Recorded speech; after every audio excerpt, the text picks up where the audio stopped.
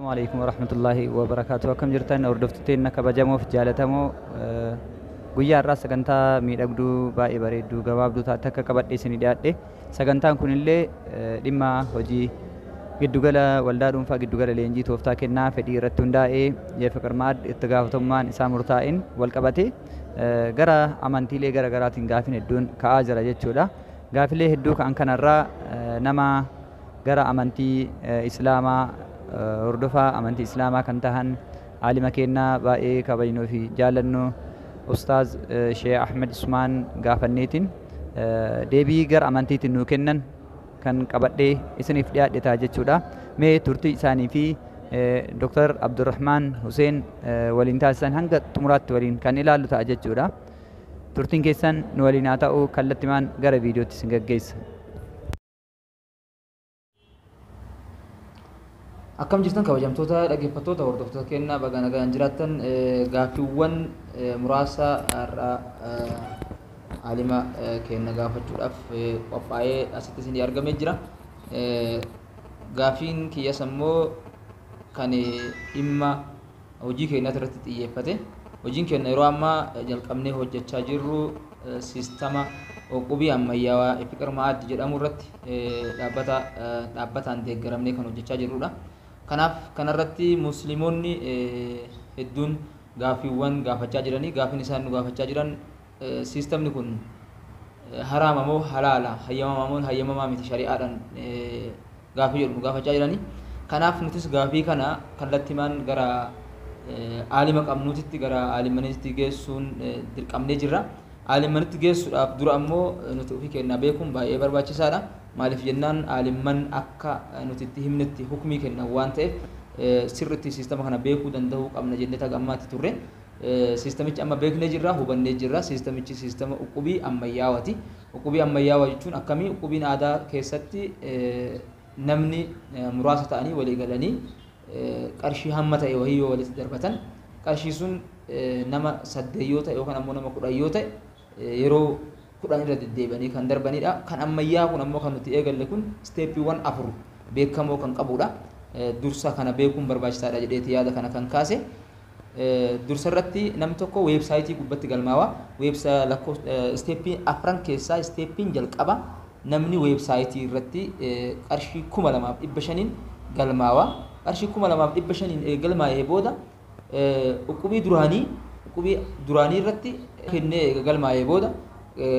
namoota 2 garanatti affeeruudha. Kana jechuun bakkuma silaa ofii isaatii irra deebi'ee akka traditionally aadaadhaan darbamu san bakkuma silaa ofii irra deebi'ee darbu amma immoo nama ofii kan keetii irra deebi'ee hin darbini namoota darbisiisi. Maaliif maallaqa hin qabdu ta'a namni hiyyeessi akka dalaguu danda'uuf jechuudha. Hojii kana namni waan qabnes namni qarshii guddaa hin qabne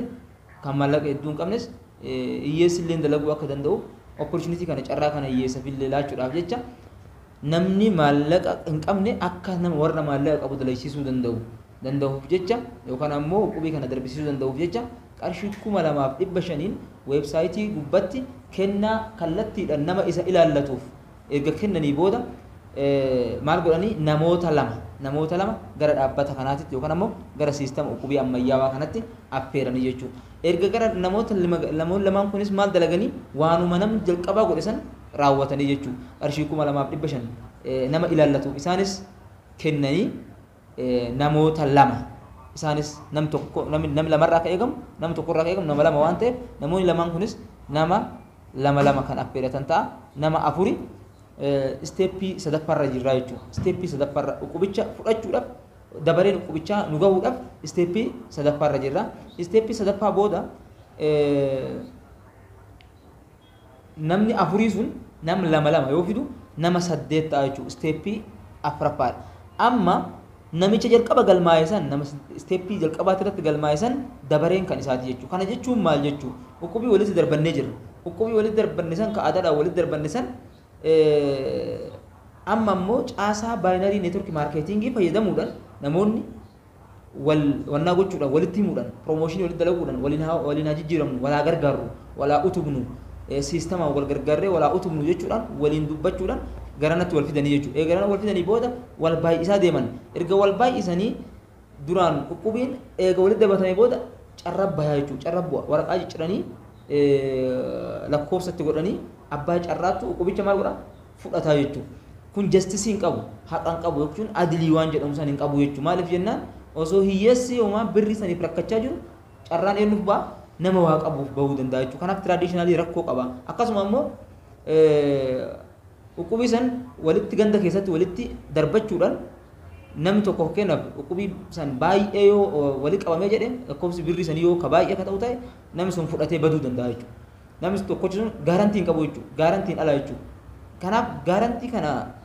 fala gochuudhaaf jecha kan nama shakkisiifne kan saamuun hin danda'amne weebsaayitiidha waan ta'e weebsaayitiidhaan deeggaruudhaan uqubii ammayyeessine caasaa baayinarii neetwork maarkeetingii fayyadamuudhaan caasaa ammayyaa jechuudha. Nuti illee wayita dhageenye waan kana akkam jennee ijaamantiitti ilaalaa turre amma immoo siistamicha waan hubanneef kana isinitti himaa jira. Ta'ansuudhaan uqubii aadaa ganda keessaa mootummaan gibira irraa hin fayyadamu yookaan ammoo taaksiin kan irraa hin kafalamne jechuudha. Uqubii kana ammoo uqubii ammayyaawaa kanarratti mootummaanis biyyattiinis galii irraa argachaa gibira irraa argachaa taaksii irraa kafalama kan hojjetamu jechuudha. Maaliif jennaan namni qarshii kuma namni steeppii afuraffaratti namni saddeeti sun nama jalqabaa saniif kan galchuu jechuudha. Kanaaf uqubii kana keessatti gara aalima keenyaatti yoo isin deebisu aalima keenyarraa gaafiin an qabu birriin kuni hin dhaltu yookaan ammoo waliin hortu namootatu daarekti namoonni saddeeti sun daarekti siistama kanatti fayyadamuu barbaada. Siistama kanarraa tajaajila argachuu barbaada. Anillee namoota walitti gurmaa'ee jireenya kiyya akka jijjiiramu barbaada. Akkasuma immoo jireenya hiyyeeyyii hedduu namoota hedduu rakkataa ta'an jireenya isaanii jijjiiruu barbaada jechuudhaan namni kun siistama kanatti amane siistama kana jaalate osoo namni tokko sin dirqisiisin siistama kana jaalate itti tolee gara siistama kanaatti yoo dhufe namoonni hedduun haraamaa maalii jechaa jiran. Kanaaf akkamitti haraama keessa seenuu danda'a ka jedhu gara aalima keenyatti isin deebisa. Aalimni keenya kanarraa ibsa akka nuu kennan barbaada. Siistama kana keessatti siistamni kana fakkaata. Siistama kana fakkaatu kana haala kamiin haraama jechuu ni danda'a namoonni maaliif akkas jedhan ka jedhu isin gara beekumsa rabbii isinii kenneetiin asumaan aalima keenyallee akka ta'an isin beeksisuu yoo ka barbaachisu ta'e Sheekh Ahmad Usmaan Daawud jedhamu nama yeroo hedduu biyya Saawud Arabiyaatti Makkaa fi Madiina irratti imaama ta'uunis ummata diin barsiisaa turanii rabbi isaanii yeroo hojii isaanii khayrii rabbi isaanii irraa haa jaalatu. Ammaaf ammoo akka ibsa nuu kennaniif waan kanarratti waa'ee isaaniitti irraa nama haasa'uun jaalatan yeroo baay'ee ani dubbannaan amma na dhorkanii. Kanaaf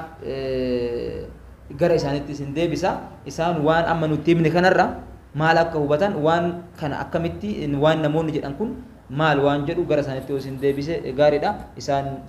gara isaaniitti isin deebisee jira. Kallattimaan isaan hordoftanii isinitti isin kennee jira. إن الحمد لله نحمده ونستعينه ونستغفره ونعوذ بالله من شرور أنفسنا ومن سيئات أعمالنا من يهده الله فلا مضل له ومن يضلل فلا هادي له وأشهد أن لا إله إلا الله وحده لا شريك له وأشهد أن سيدنا ونبينا محمدا عبده ورسوله صلى الله عليه وعلى آله وأصحابه والتابعين لهم بإحسان إلى يوم الدين وسلم تسليما كثيرا. أما بعد فسلام الله عليكم ورحمته وبركاته. Asanya boleh yang kena kama isanur rafidan gafi dalaga muti dalagan dunia terangati wani dalaga lamatti addambati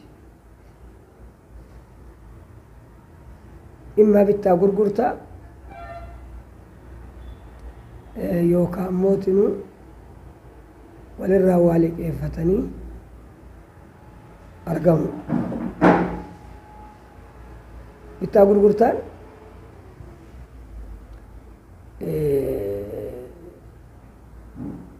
aslitti halaala. وأحل الله البيع وحرم الربا بقرة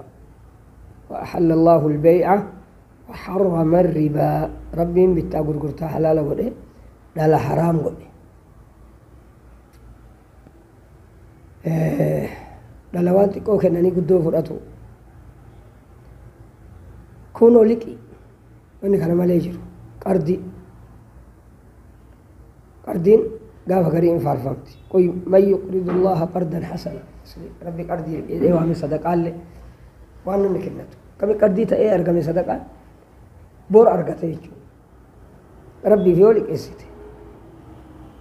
من يقرض الله قرضا حسنا لكي غارين ربي فلك اسيتون ربي نزيت فرتين نقادن ان دلدلانني وهر كان قبو يجومتي ايه من ربي بركاتو اساف كنو يجو ككنني مخلوق مكان أسيجر قارس ظاهر كنا يقول لكن أتحقيقت ذات ربي تفكني تلك إسالك إسته إساتو سيكا فلا يجو دبي تكني توتنا نمر عليتو نملك أكن سيجل في إنه ربي سيجل كان هم يقرض الله قرضا حسنا فيضاعفه له أضعافا كثيرة دجا ربي سيجل شاهلك سوني ربي سني ليلك أجر إيوان صدقات أتي ربي فكني تبافته تولكين تيغنا عرفت بك بكنا عاده بني ادم ادت امه ادت كبيك من حواس ادت كنم نوال الرافود حجافي تتبر ولي ديفيس يوكا قطرو بكما وري مدينه ويت رسول اركم صلى عليه الصلاه والسلام ويت رسول مدينه هجره بين مكه مدينه قال والك يسولي يسلفون ولله امت اكرمت اطلاقت مي غربو كمثال تكون هالك اس وليلك اس غافنا ننجرو غافنا سيغل چان ننجرو ان دوغ رسول الله درر كيس جرا بخيل معلوم ووقت معلوم جدين وني كنمون كلين هابيكم لكمه مدالمه اغنا يوكا سفرمه كيلو اغم كتو يوكا دنيا اغم مدابرا اغم كتو بكم اما اللي غاف غلو لي بكم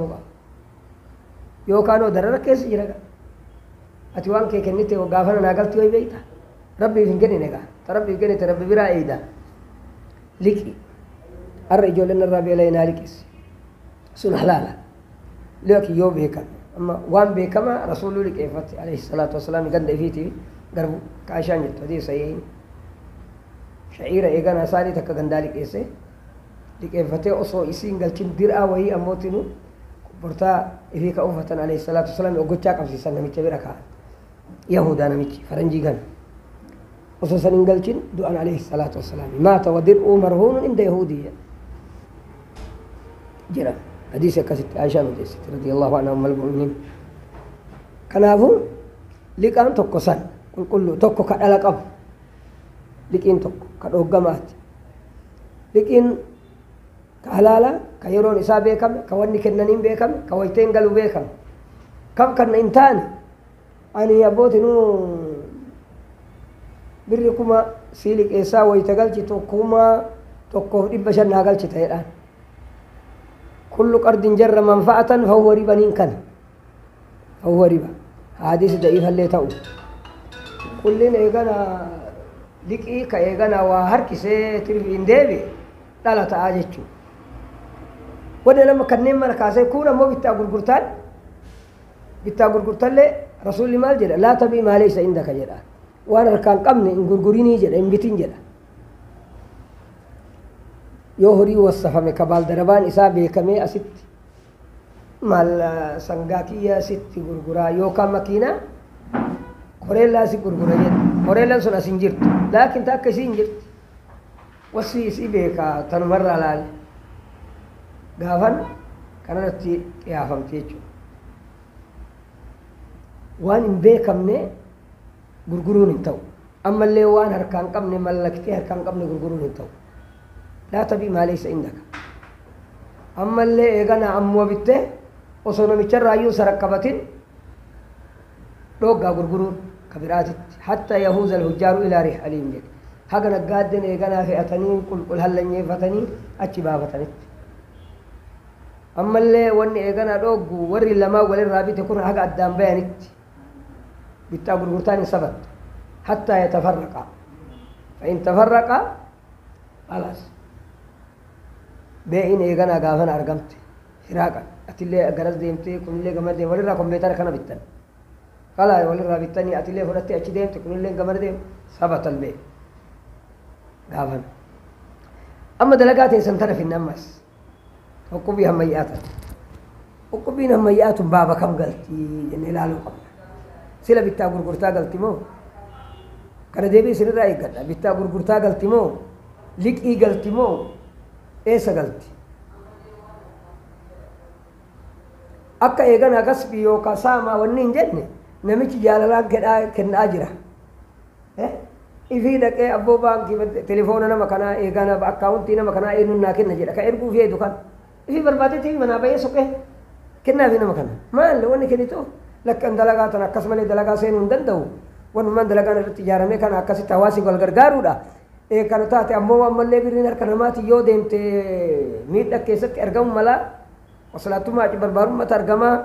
والميرو ترقما أكا كونين أرقم نسيران إيه كان أكاونتي إساتي رتقالو نما مكان داو مثال سنين مكاسي داينا ميتشا سيستو متهم اللي سيبيتا ويبسابي ساتي ويتقالو قال ما فنجد ولا كونوا نمسني كني تجري سن أجر سيسي وانت إيه نمسني قال شو قبا إني أديته إيه قراجته إيه ديرته إيه دبرتيته إيه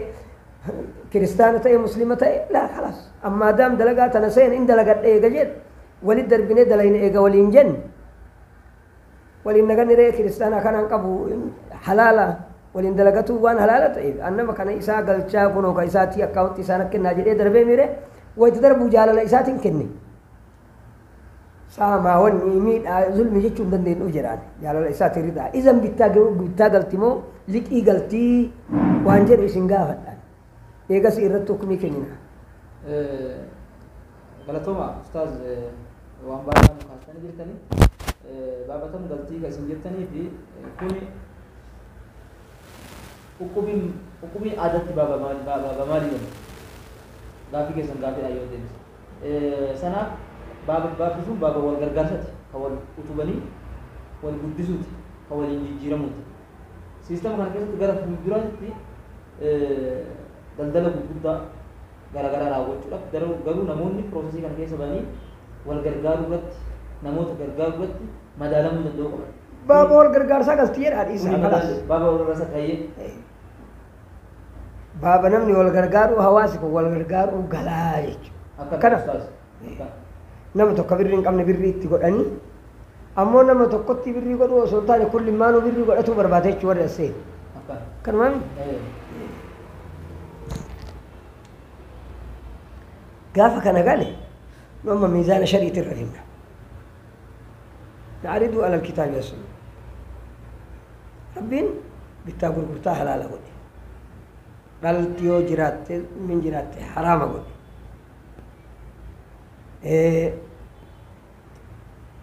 وان كان ملاجرو أن حرام غصبين حرام وان كان على أصلين معاملة مالا حلي دا أصلا حقا وان حرام قد أرقمت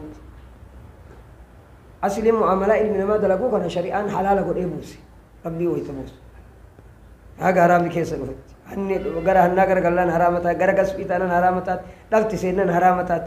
وإلا خلاص أصلين حلي أمو الرجال ورب القرآن في تنبوسي سورة مائدة أولا آيات صدفة وتعاونوا على البر والتقوى والرجال ستا حديث إيقنا رسول الله مالجرا عليه الصلاة والسلام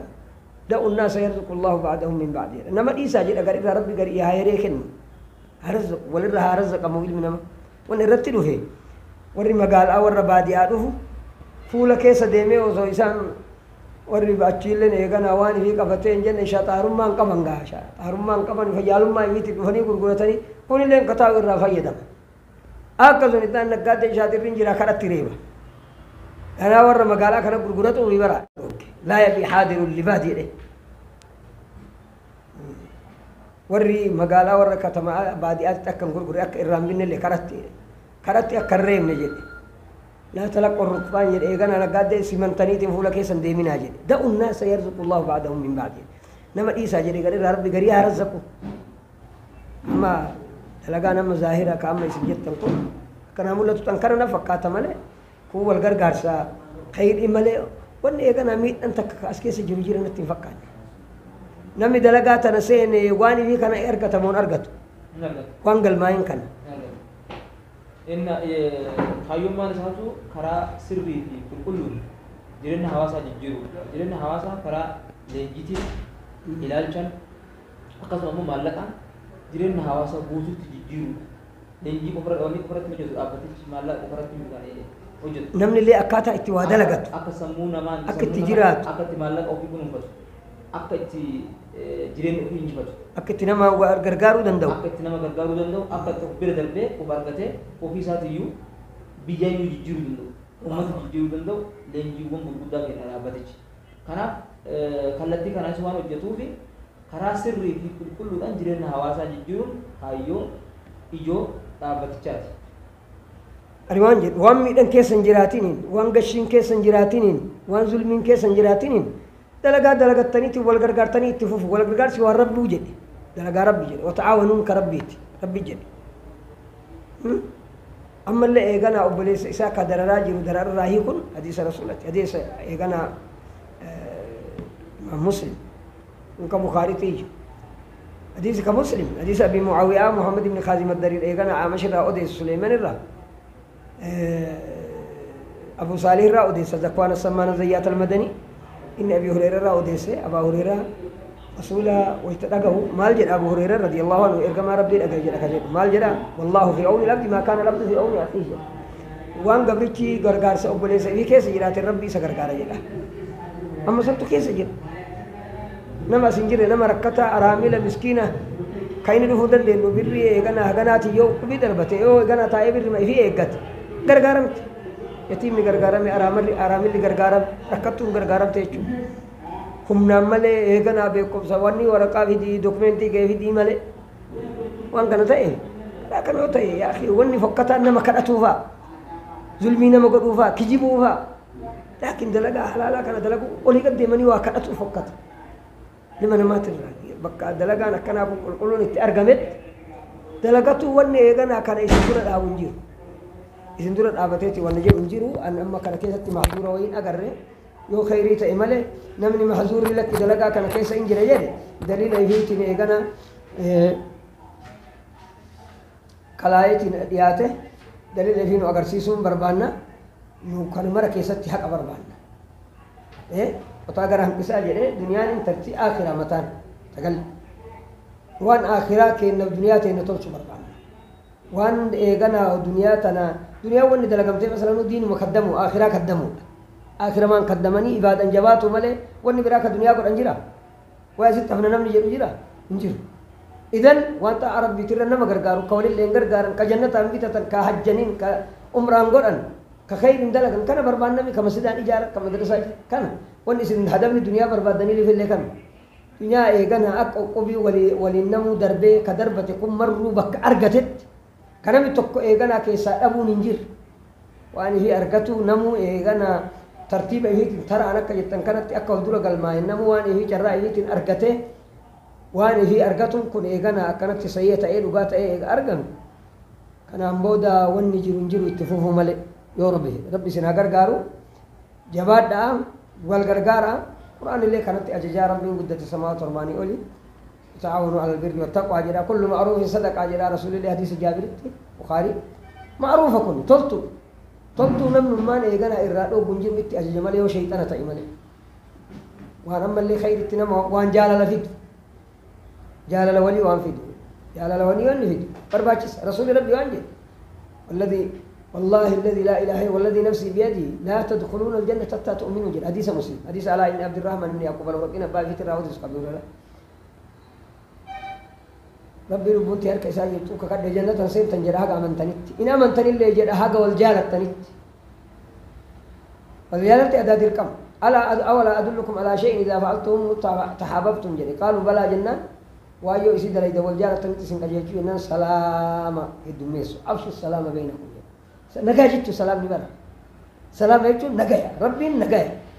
مقال سال نجايا اللهم أنت السلام ومنك السلام نجاني لي اسم الرجال دود أرقم كان أبو كل دلقا نجاتنا مكاسو ولي قلت نجايا جيرين كان أبي أرجتو كركت ركوا بودا كان رتوا الغرغارو برباج سار بسنا غرغارو بالله التوفيق وصلى الله على نبينا محمد والله تعالى أعلم بالصواب وإليه المرجع والمآب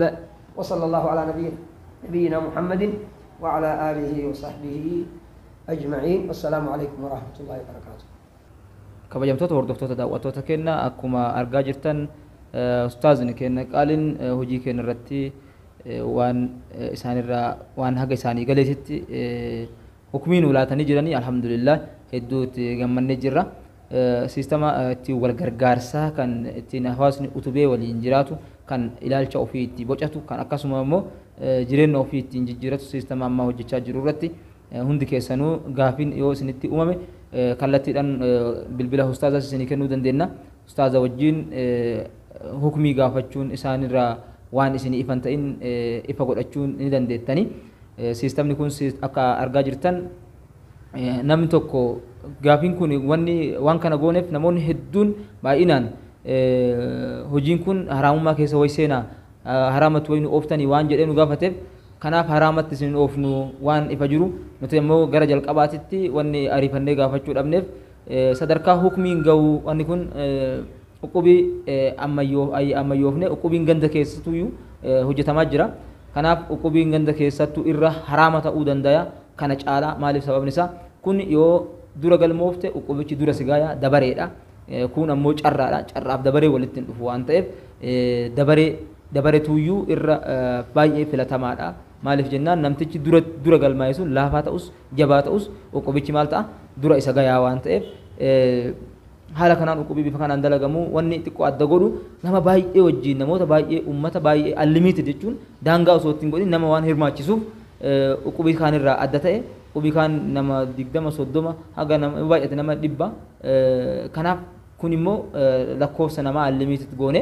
waan deemuuf qofa uqubii aadaa dur abboonni keenya dalaganirraa adda ta'e malee wanni adda godhu tokko illee hin jiru. Kanaaf sababii kanaaf haga hubannetti nuti sadarkaa kanatti uqubiirraa aalima barbaannee gaafachuun maaliif barbaachiseeyyuu kun waan ifa jiru waan walitti namatti fakkaate nama gaafatanii gara aalimaatti deemanii gaafatanii waan walitti hin fakkaate nama wanni gaafattuuf hin jirtu maal goonaa aaliman rakkifnaa jenneet callifnee turre namoonni ammoo waan haala saniin fudhachuu hin dandeenye. Kanaaf egaa fudhachuu hin dandeenye gara aalimanitti dhiyeessinee jirra. Aaliman kun waan isaan jedhan dhageettanii jirtanii. Kanaaf hojiin keessan hojii nagayaa, hojii khayrii, hojii guddinaa isiniif haa ta'u. Warroonni amantii biraa hordoftanis kallattiidhaan warra qaama amantii keessanii isinis dubbisa. Warra hirmaattanii hojii hojjechaa jirtan nuti gama keennan gara amantii islaamatiin kunoo ustaaza keenya dubbifannee jirra. Haala kanaan siistama keenyas itti dhiyeessinee hubachiifnee jirra. Waan hubatan irratti ammoo deebii nuu laatanii jiranii rabbi isaan irraa haa jaalatu umrii isaanii rabbi haa dheeressu nagaa nuu ta'a horaa bulaa deebanaa barri nagayaa nuu haa ta'u. Hayyee hordoftootni kabajamuuf jaallatamoo qophiin keenya kan hanga ammaa daawwattan kana ture. Hanga xumuraatti nu waliin ta'uu keessaniif galatoomaa horaa bulaa deebanaa. Sagantaa biraa qabadhee hanga isinii dhiyaadhutti turtii gaarii isiniif